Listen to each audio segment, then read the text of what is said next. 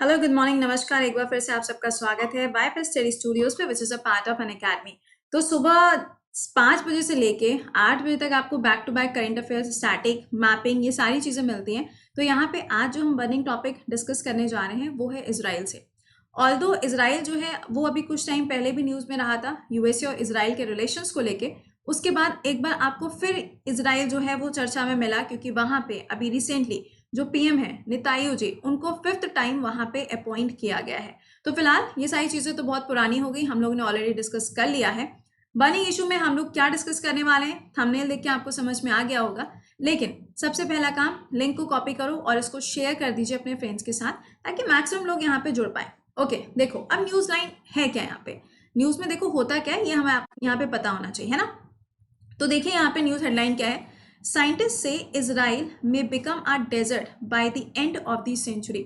यानी कि ये सेंचुरी एंड होते होते एक टाइम ऐसा भी आ जाएगा कि जो इजराइल होगा वो पूरी तरीके से मरुस्थल में बदल जाएगा, डेजर्ट में कन्वर्ट हो जाएगा। तो आप समझ सकते हैं कि बहुत बड़ी बात है। अभी कल मैंने आपके साथ एक टॉपिक डिस्कस किया था, वो था हीट वेव्स के बारे में, जहां मैंने आपको बताया था कि अगर प्लेन एरिया में 40 से ज्यादा, मतलब 5, मैक्सिमम 5% तक अगर टेम्परेचर इंक्रीज हो जाता है और ये टेम्परेचर 45 डिग्री सेल्सियस हो जाएगा, तो वहां पे आपको हीट वेव्स मिलेंगी। सेम चीज मैंने आपको बताई थी हिली एरिया के लिए, है ना। वहां बताया था कि अगर 30 में प्लस हो जाता है 5, मतलब मैक्सिमम अगर 5 to 6 हो जाता है, 4, 5, 6 इस तरीके से अगर चलता है, तो वहां पे भी आपको हीट वेव्स देखने को मिलेंगी। अब यहाँ का क्या कॉन्सेप्ट है, और अगर देखा जाए तो यहाँ का जो टेम्परेचर बताया जा रहा है वो एवरेज कितना है, 40 डिग्री सेल्सियस आपको टेम्परेचर मिल रहा है। एक्सपर्ट्स की अगर हम बात माने तो इनका कहना है कि जो ग्रीन हाउस गैसेस हैं उसके एमिशन की वजह से यहाँ पे ऐसी कंडीशंस आने की संभावनाएं बहुत ज़्यादा होती जा रही हैं। अगर हम इसराइल की लोकेशन देखेंगे तो अभी मैप वाइज हम लोग उसको भी एक बार देख लेते हैं। ये जो आपके अरेबियन, या हम कह सकते हैं यहाँ पे अरेबियन पेनिनसुला वाला जो एरिया ना, वो आपको इसके जस्ट नीचे मिलेगा सऊदी अरेबिया में। सऊदी अरेबिया के जस्ट ऊपर की तरफ आप देखोगे तो यहाँ पे आपको मिल रहा है क्या, इसराइल। इसराइल की एक चीज और आपको याद रखनी है, जब भी आप किसी कंट्री के मैप को देखते हो तो आपको उसके आसपास की लोकेशन पता होनी चाहिए। जैसे कि ऊपर की तरफ देखो, लेबनान हो जाएगा, सीरिया के साथ बॉर्डर शेयर कर रहा है, जॉर्डन के साथ, और यहाँ पे अगर हम देखेंगे तो इजिप्ट के साथ भी ये बॉर्डर शेयर करता है। तो दिस इज वेरी इंपॉर्टेंट, क्योंकि कई बार क्या होता है, हम ये 3 कंट्रीज तो 4 कंट्री याद कर लेते हैं, लेकिन यहाँ पे हम इजिप्ट को भूल जाते हैं। तो मैपिंग के पॉइंट से याद रखिएगा कि ये जो पूरी लोकेशन है ये आपके एग्जाम में पूछी जाती है, एंड स्पेशली यूपीएससी का तो फेवरेट वाला ये सेक्शन है, क्योंकि ये बॉर्डर शेयर करता है किसके साथ, मेडिटेरेनियन सी के साथ, भूमध्य सागर के साथ। यहीं पर आपको एक जगह नजर आ रही है हाइफा, और दूसरा यहाँ का जो सबसे इंपॉर्टेंट पोर्ट है, बंदरगाह, वो कौन सा है, तेल अवीव। यहाँ पे अगर हम देखेंगे तो ये हो जाएगा सी ऑफ गैलिली, और यहीं आपको मिलेगा गोलन हाइट्स। थोड़ा सा मैप में नीचे आओगे तो यहाँ आपको मिल रहा है डेड सी, जिसे हम कहते हैं मृत सागर। डेड सी 2 कंट्रीज के बीच में है, इसराइल और जॉर्डन। तो इस पूरी लोकेशन को अगर हम देखें तो हर साइड पे आप अगर देखोगे तो आपको कंट्रीज वगैरह तो मिल रही हैं, लेकिन इसका जो मेन रीजन बताया जा रहा है वो है यहाँ पे कि जो इंडस्ट्रीज वगैरह हैं या वहाँ पे जितनी भी आपको फैक्ट्रीज वगैरह मिलती हैं, उनसे जो कार्बन एमिशन हो रहा है उसकी वजह से ग्लोबल वार्मिंग का इफेक्ट ज़्यादा देखने को मिल सकता है। ओवरऑल अगर हम यहाँ पे बात करें तो देखिए, the average temperature is twice as warm as the global average. Global average जितना होता है उसका भी ट्वाइस आपको यहाँ पे तापमान देखने को मिल रहा है। दूसरा पॉइंट यहाँ पे बोला जा रहा है कि इसका रीजन क्या है, ग्रीन हाउस गैसेस। और ग्रीन हाउस गैसेस किस में कन्वर्ट हो रही हैं, यहाँ पे ग्लोबल वार्मिंग में कन्वर्ट हो रही हैं। अब जब हम ग्लोबल वार्मिंग कहते हैं तो पहला काम तो जरा ये बताना है कि ग्रीन हाउस गैसेस कौन कौन सी होती हैं। हमेशा हम लोग सुनते हैं ना 5 होती हैं, 5 होती हैं, तो ये 5 ग्रीन हाउस गैसेस कौन सी होती हैं, जरा कमेंट सेक्शन में आंसर करके बताइए।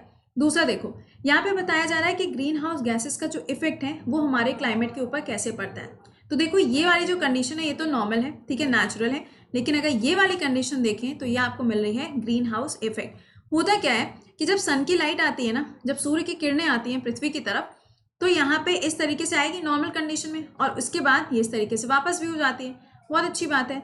लेकिन जब हम बोलते हैं कि ग्रीन हाउस इफेक्ट हुआ है, इसका मतलब ये होता है कि कार्बन डाइऑक्साइड की जो मात्रा है वो धीरे धीरे करके हमारे वातावरण में या फिर हमारा जो एटमॉस्फेयर है उसमें बढ़ना शुरू हो जाती है। जब कार्बन डाइऑक्साइड का अमाउंट बढ़ना शुरू हो जाता है, तब जब सनलाइट आती है अर्थ की तरफ, तो ये कार्बन डाइऑक्साइड के मॉलिक्यूल्स क्या करते हैं, सन की हीट को एब्जॉर्ब करना शुरू कर देते हैं, और एब्जॉर्ब करते करते हम ये कह सकते हैं इसको ट्रैप कर लेते हैं, इसको रोक लेते हैं, और रोकने की वजह से ये जो लाइट यहाँ पे ऐसे वापस जा रही थी नेचुरल कंडीशन में, ग्लोबल वार्मिंग की कंडीशन में वो वापस नहीं जा पाती है और जो पृथ्वी है, जो आपकी अर्थ है, उसमें हीटिंग होना शुरू हो जाता है। तो ये पूरा आपको फिनोमिना यहाँ देखने को मिल रहा है और कुछ ऐसी कंडीशन इस टाइम पे इजराइल के साथ हो रही है।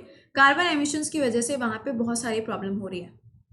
ऑल्दो ये बोला जा रहा है कि हर जगह पे लॉकडाउन है तो वहाँ पे इंडस्ट्रीज काम नहीं कर रही हैं, वहाँ पे जो कार्बन का एमिशन है या फिर जो बाकी पोल्यूटेंट गैसेस हैं वो कम होती जा रही हैं। बट इजराइल की कंडीशन यहाँ पे कुछ दूसरी मिल रही है। देखो, डेजर्ट हम सिर्फ इस बेसिस पे नहीं कह सकते कि वहाँ पे कार्बन एमिशन हो रहा है। एक रीजन यहाँ पे और दिया गया, वो रीजन है यहाँ पर बारिश नहीं हो रही है। अगर किसी भी जगह को डेजर्ट बोला जाता है, मरुस्थल बोला जाता है, तो उसका मतलब ये नहीं कि वहां पे कोई रेगिस्तान जाके या फिर हमने रेत जाके डाल दिया और वो मरुस्थल बन गया। नहीं, ऐसा नहीं होता है।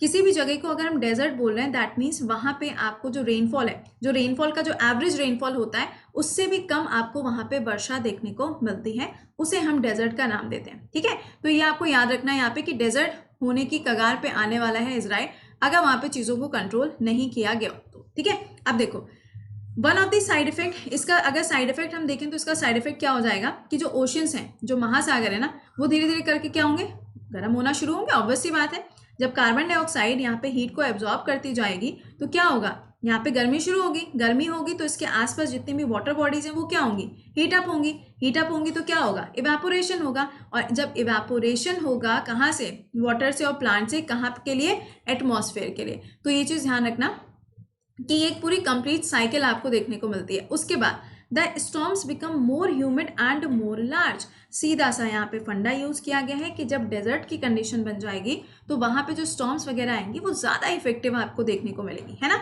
तो यहाँ पे अगर हम देखें तो पूरी वाटर साइकिल है ना। तो ये जो पूरी वाटर साइकिल यहाँ पे, बस ये ध्यान रखिएगा, इवेपोरेशन होगा, बादल तो बनेंगे, लेकिन यहाँ पे कंडीशन यही हो रही है कि रेनफॉल का एवरेज कितना होता है कितना नहीं, ये एक बहुत बड़ा क्वेश्चन मार्क यहाँ पे बन गया है। तो अभी देखने वाली सिचुएशन ये है कि यहाँ पे जो बोला जा रहा है कि ग्लोबल वार्मिंग के इफेक्ट की वजह से ऐसा हो रहा है, एक्चुअल में क्या रियलिटी है क्या नहीं है, अभी इसके ऊपर कुछ ज़्यादा स्टेटमेंट्स आए नहीं है। बट हाँ, यहाँ पे जो रीज़न दिया गया है वो बेसिकली रीज़न आपका यही दिया गया है कि इस कंडीशंस की वजह से जो यहाँ पर आपका इजराइल का एरिया है वो डेजर्ट में कन्वर्ट हो सकता है। अब इजराइल की बात कर रहे हो तो पैलेस्तीन का नाम भी हम यहाँ जोड़ना चाहेंगे, क्योंकि इजराइल और पैलेस्तीन के बीच में हमेशा ही आपको डिस्प्यूट, विवाद देखने को मिलता है।